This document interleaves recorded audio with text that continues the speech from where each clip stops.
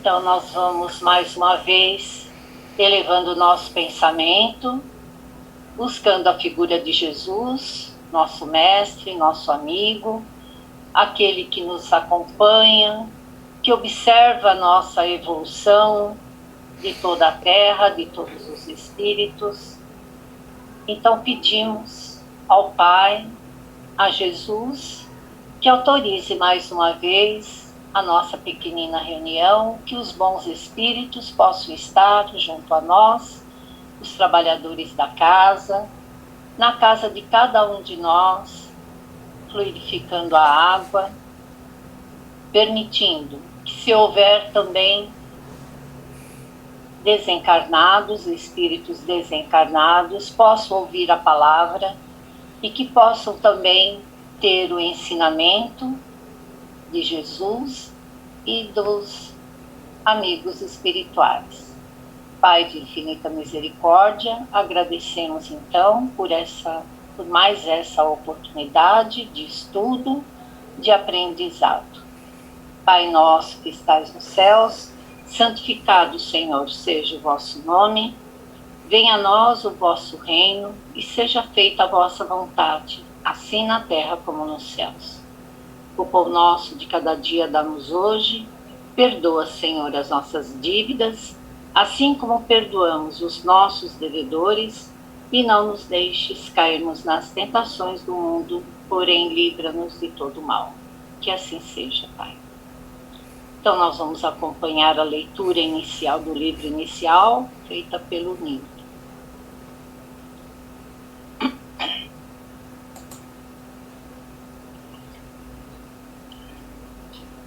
Os Profetas do Cristo, livro O Consolador, autor Emmanuel, psicografia Chico Xavier.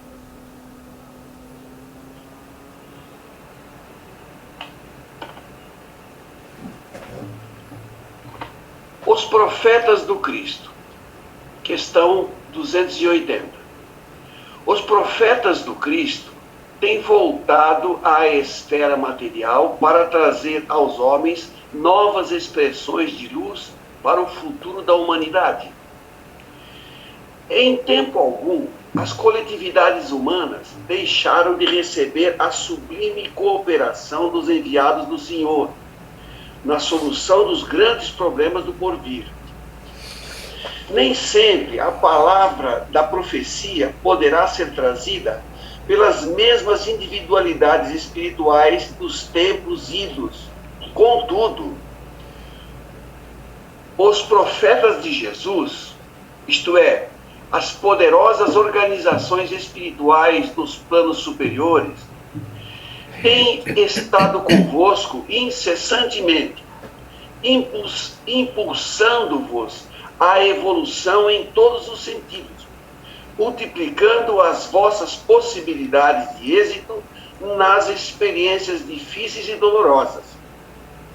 É verdade que os novos enviados não precisarão dizer o que já se encontra escrito em matéria de revelações religiosas.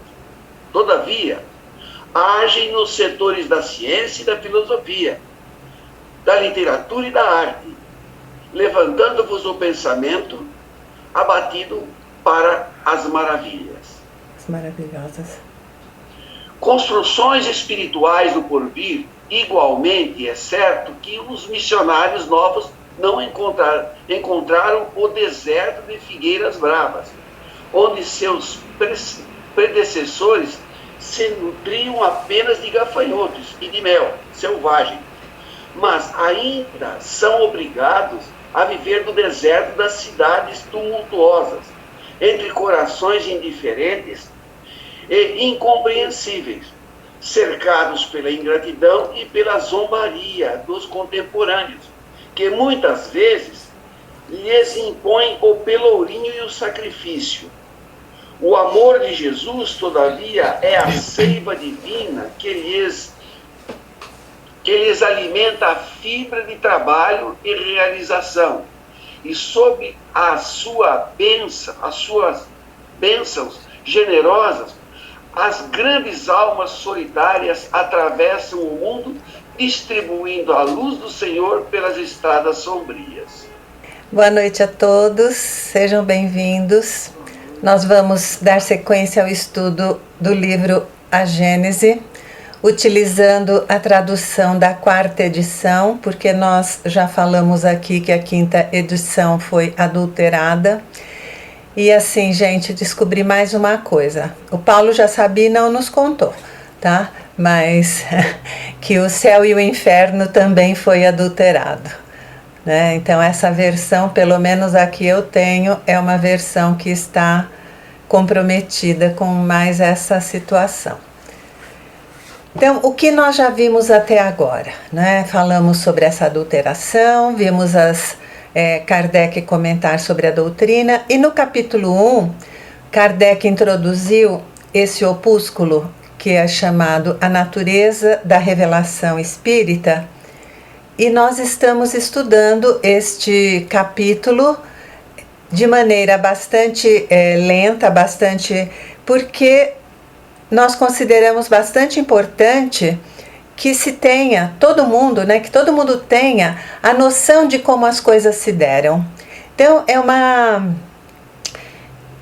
delicadeza até do Kardec de ter feito isso, de ter introduzido esse capítulo, porque ele nos esclarece de como ele preparou a doutrina espírita. E ele busca nesse capítulo, então, dizer por que a doutrina espírita é uma revelação, no caso, como a gente está habituado a ouvir, a 3ª grande revelação. Nós já vimos ele dar a explicação do que vem a ser a revelação, falar dos reveladores humanos, dos reveladores das coisas da religião, da espiritualidade, e hoje nós vamos dar sequência nesse tema, quando Kardec fala, né, que nós vimos o quê? Que a doutrina espírita, aliás, em geral ele só usa ou doutrina, ele nunca usa espírita, estava observando isso no texto, ou ele usa o espiritismo, é uma opção que ele faz. Então, a doutrina espírita, com ela nós viemos o quê? Nós viemos a conhecer o mundo invisível, que era uma coisa que nós não sabíamos como funcionava, conhecer as suas leis, conhecer as relações desse mundo invisível com o mundo encarnado, qual é a natureza desses seres invisíveis e qual é o estado dos seus habitantes e, lógico, saber como é que nós vamos estar após a morte do nosso corpo físico. Com isso, então, a doutrina espírita ela é uma verdadeira revelação, porque ela vem trazer coisas que não sabíamos, e é uma verdadeira revelação no sentido da palavra. E a doutrina espírita, ela tem um duplo caráter. Ela tem o caráter de revelação divina e o caráter de revelação científica, humana. Ela é uma revelação divina porque o seu surgimento foi providencial, ele não foi planejado por nenhum homem, não estava nos planos de ninguém, e ela não vem como o resultado de algo premeditado. Ela surgiu pelos espíritos e ela é divina também, por quê? Porque os pontos fundamentais da doutrina, eles provêm dos ensinamentos dados pelos espíritos, que foram encarregados por Deus, isso é uma coisa que nós vimos no mês passado, espíritos encarregados por Deus para nos trazer esses conhecimentos que nós não tínhamos. E então, nós ignorávamos a existência do mundo espiritual. É uma coisa que não tem, sem a participação dos espíritos, nós não teríamos como aprender isso. E na atual fase da humanidade é importante que saibamos. Então ela vem revelar no momento certo, que é o que sempre Kardec nos disse. A doutrina espírita precisou esperar este momento da nossa história com o que havia sido feito já de aquisições, de estudo, de desenvolvimento em todos os campos, principalmente da ciência, para que ela pudesse ser trazida para todos nós. E ela é uma revelação científica humana, por quê? Esse ensinamento, ele não é privilégio de nenhum indivíduo. Então, o que a doutrina espírita traz, ela é para ser difundida e pesquisada por todos. As pessoas que recebem esses ensinamentos não precisam ficar apenas no ato do receber. Elas podem investigar, elas podem pesquisar, sem a necessidade de aceitarem sem discussão. É uma coisa que ela é trazida e ela é verificada, né? Então, nesse momento da própria investigação, não se recusa, né? Não se renuncia nem ao julgamento, nem ao próprio livre-arbítrio. Não é uma coisa fechada. E não há impedimento nenhum para examinar os dados. E pelo contrário, Kardec ainda fala, isso é recomendado que quem entre em contato com a doutrina verifique por si mesmo os conteúdos que são trazidos e se faz sentido para si mesmos, né? Enfim, ela não foi ditada de forma completa. Quando Kardec diz isso, ele diz o quê? Eu estou dando as bases, né? O trabalho que eu fiz da codificação, ele é a base, mas tem muito a ser feito. Enquanto a humanidade for humanidade, enquanto houver uma evolução no sentido científico material das coisas, sempre haverá o que ser acrescentado. Então, ela não está pronta. Kardec não deu a palavra final. O que não significa que o que ele tenha dito não seja válido. O que pode se fazer é complementar, é acrescentar. Né? Até hoje não se verificou nada de que Kardec tenha trazido que possa ser substituído por outra coisa melhor, digamos assim, né? E o trabalho é feito pelo ser humano. Então, esses conhecimentos, essas informações são trazidas pelos espíritos, mas quem fez o trabalho foi o homem. Então, é uma compilação humana que ele utiliza dos fatos que os espíritos trazem para a composição da doutrina. E dessas instruções que são trazidas pelos espíritos, o ser humano, o homem, né, ele fala de uma maneira geral, né, embora até o seu desencarne, quem tenha feito tudo foi ele, no sentido de organizar o corpo da doutrina, né? Então, todos esses conteúdos, eles têm de ser estudados, comentados, comparados. Para quê? Para extrair as consequências e as possíveis utilidades. Então, tudo que é trazido pelos espíritos, ele é estudado minuciosamente para extrair as consequências, o que decorre de tudo isso, né? E verificar as possíveis aplicações. Então, o que ele fala? O que caracteriza a revelação espírita é o fato de que a sua origem é divina, a iniciativa pertence aos espíritos, mas a sua elaboração é fruto do trabalho do ser humano. Ok? O método de elaboração da doutrina, ele foi o método experimental pela observação. Tá? Nós vamos ampliar essa frase.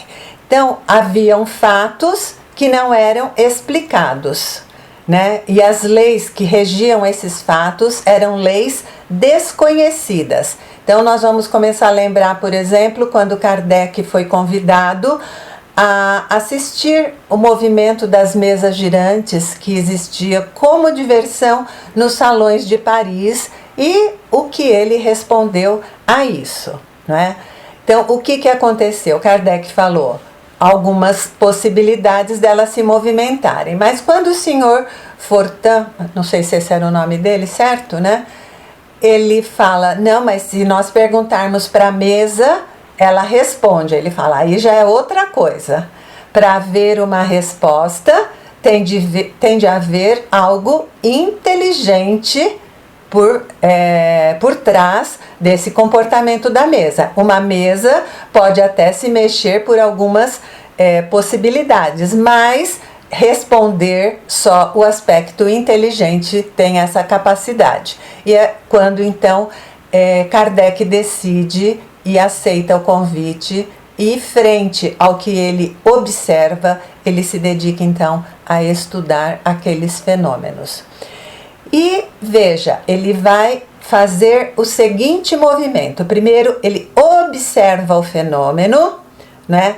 Compara, analisa, e aí ele vai remontando do efeito às causas, ou seja, ele já está vendo o efeito, agora ele vai buscar saber qual é a causa que está provocando isso.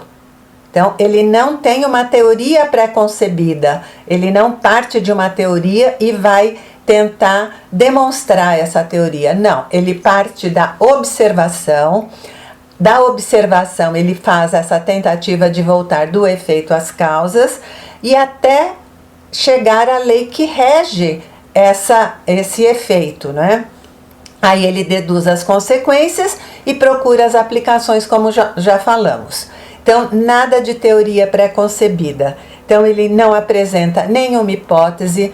Em todos os casos, ele acrescenta que ele fez isso para a doutrina toda. Todo o que ele veio a escrever, o que ele veio observar, foi dessa forma. Ele não partiu de uma hipótese, ele não partiu nem da existência de espírito, de perispírito, de reencarnação, de nada disso. Ele foi pelas observações, por meio das observações, fazendo esse movimento do fenômeno chegar à causa e encontrar a lei que rege.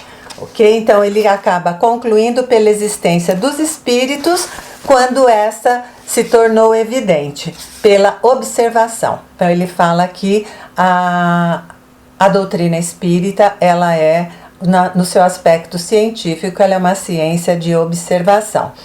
E o que ele faz? O mesmo em relação a tudo que ele estudou. Então ele fala assim, não foram os fatos que confirmaram uma teoria, foi a teoria que veio em seguida para explicar e resumir os fatos, e aí então o Espiritismo é uma ciência de observação, e aí ele conclui, e não fruto da imaginação.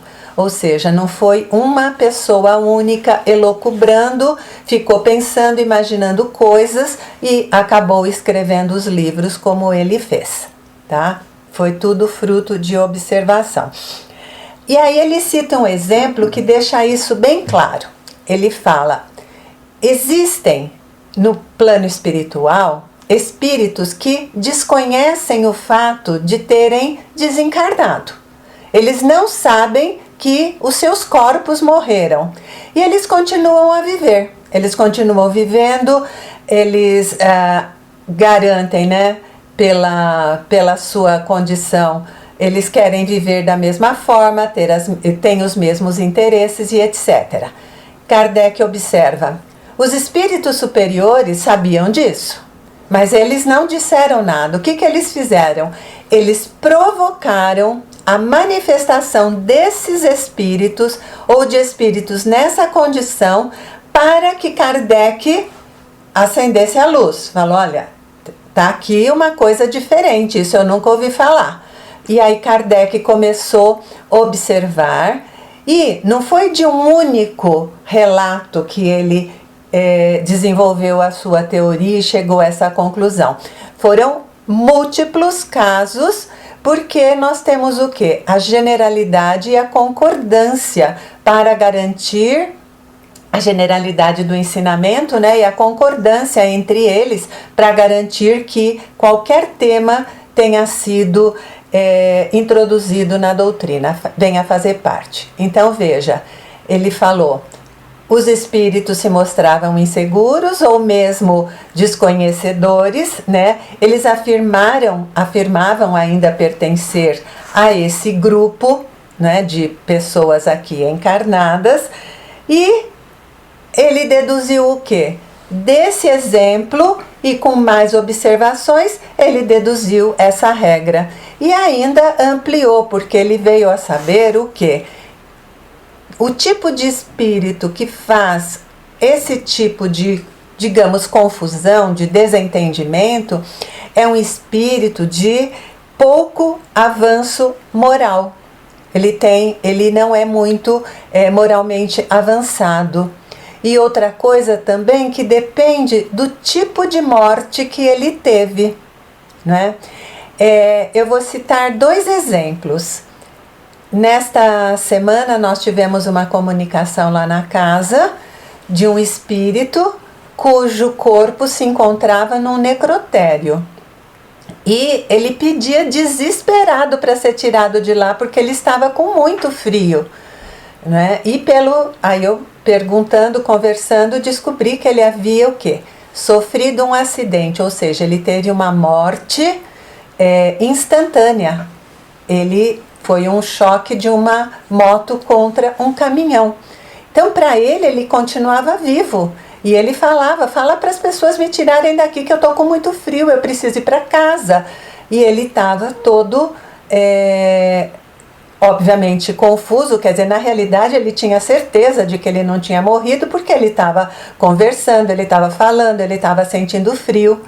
Então, este é um exemplo bem claro de como os espíritos podem se colocar nessa situação. E o Kardec complementa nesse tópico que esse tipo de estado, embora não seja tão frequente assim, né, mas ele pode durar dias, é um estado temporário, né, que pode durar dias, meses, mas pode durar até anos. E de anos eu tenho um outro exemplo lá da nossa casa também. Lá no passado, eu acho que no começo dos anos 2000, eu não me lembro ao certo, tinha um espírito que se comunicava que ele vivia, né? Ele não abandonava um local onde ele tinha tido um imóvel. Depois que ele desencarnou, esse imóvel de alguma forma foi vendido, foi mudado e foi construído um outro imóvel. E ele vinha muito bravo, porque além de terem derrubado o imóvel que era dele, construíram outro no lugar, ele tenta falar com as pessoas, ninguém dá atenção, todo mundo o ignora. E isso fazia anos, imagina. Se ele tinha desencarnado, o imóvel demolido, construído outro, há quanto tempo isso tinha acontecido? Que é o que Kardec relata aqui, que pode durar dias. Esse rapaz da moto, eu não sei há quanto tempo tinha sido o acidente, mas pelo jeito não muito longo o tempo. E esse outro exemplo que nós temos de que durou pelo menos anos. Era um espírito que sofria muito. E, como Kardec disse, de pouca evolução moral. O que era importante para esse espírito? Era importante a matéria. Era importante o bem imóvel. Ou seja, ele não estava cuidando de si, ele estava buscando uma garantia fora dele, buscando uma garantia na matéria. Então, ele não tinha angariado forças nem resistência moral para o enfrentamento e a superação daquele momento. Saindo dos exemplos, né? Kardec reforça que os espíritos apresentaram a ele a existência desse tipo de situação, e da observação ele encontrou essa regra, encontrou essa lei, ok? Aí Kardec começa a fazer, na sequência, algumas considerações sobre a ciência. Essa ciência humana, ciência material, como vinha sendo praticada e a gente vê sendo praticada ainda hoje, não é? Então, a ciência da matéria, ela se ocupa em descobrir as leis daquilo que se refere ao princípio material. E o Espiritismo, ele se ocupa em buscar as leis que regem os fenômenos ligados ao princípio espiritual. O princípio espiritual, o princípio material, são dois constituintes do universo, sendo que o primeiro é Deus que criou a ambos, ok? Então, ele fala que o princípio espiritual é uma das forças da natureza e ele reage incessantemente com o princípio material e reciprocamente. Então, eles, pelo menos na condição em que nós nos encontramos neste mundo que a gente sabe de expiação e de provas, provavelmente no mundo de regeneração ainda se mantém, talvez numa condição de uma ligação menos intensa entre matéria e espírito, né?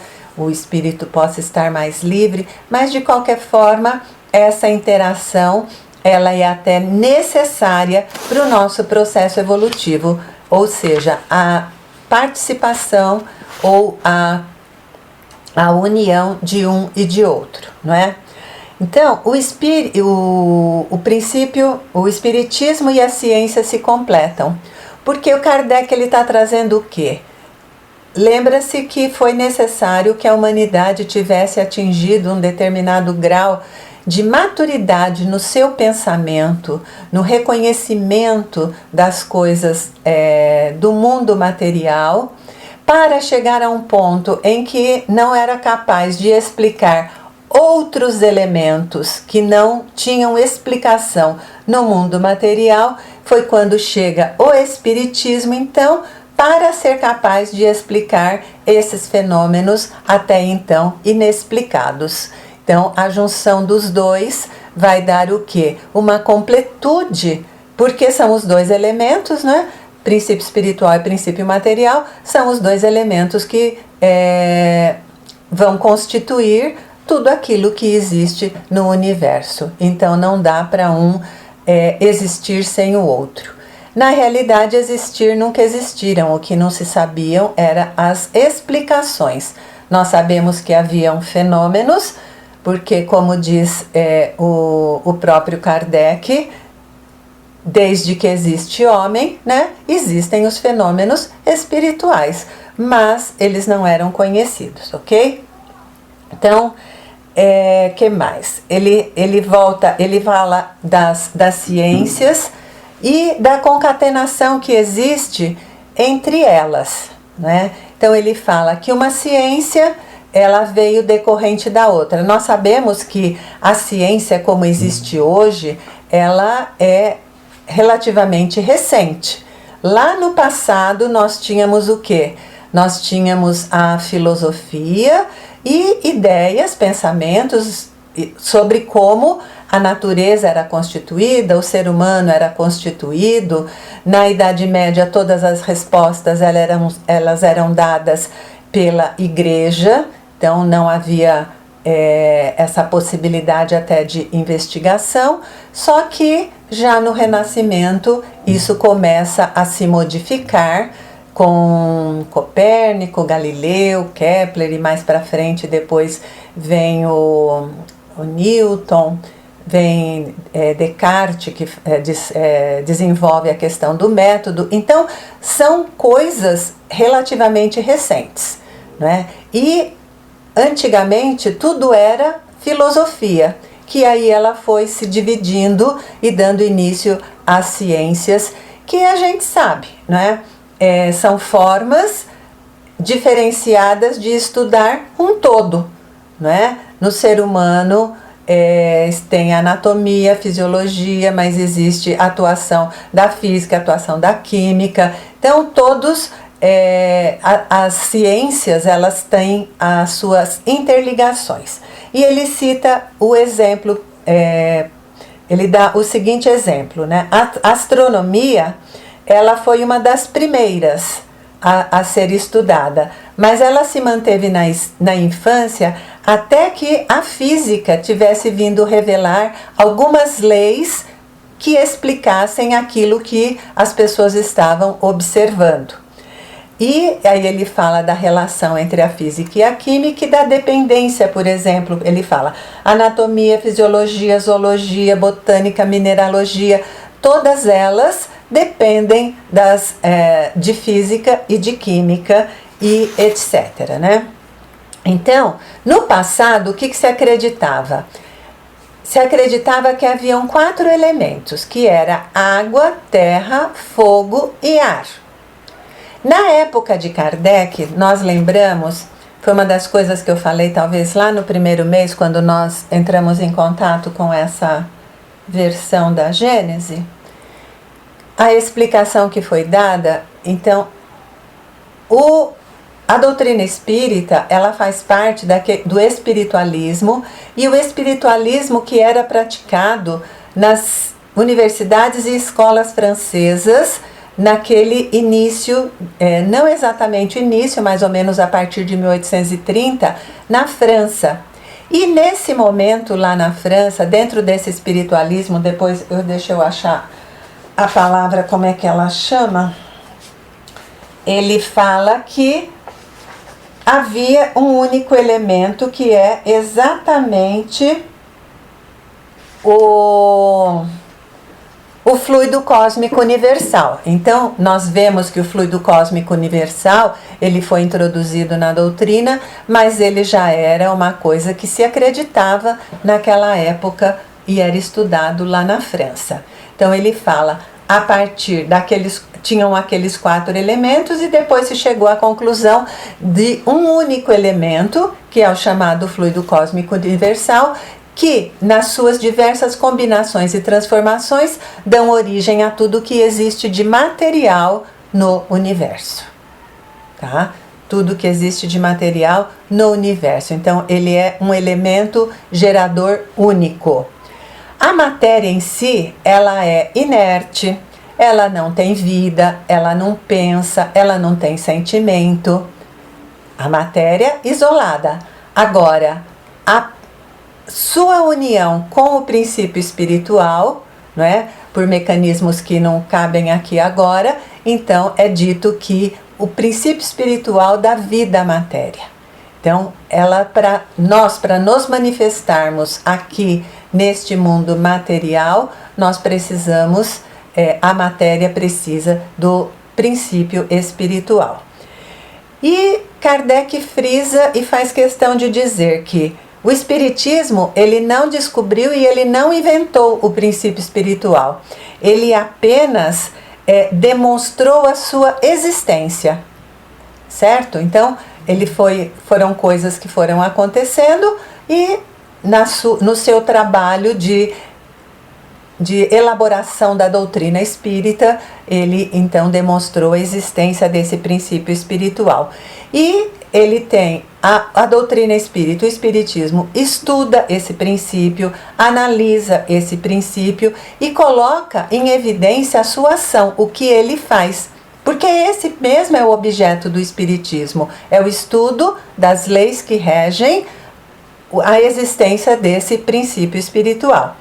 E o princípio espiritual e o princípio material são as 2 grandes forças da natureza. E quando esse princípio espiritual é considerado, então aí é possível chegar à explicação de coisas que antigamente, sem essa existência, não seria possível, né? Então ele fala que antes até, então que ele se dedica ao estudo do princípio espiritual, e ele se relaciona com tudo que tem à frente. Acho que o nosso tempo deu. Eu vou deixar então para continuar, porque começa um tópico maior agora, ok?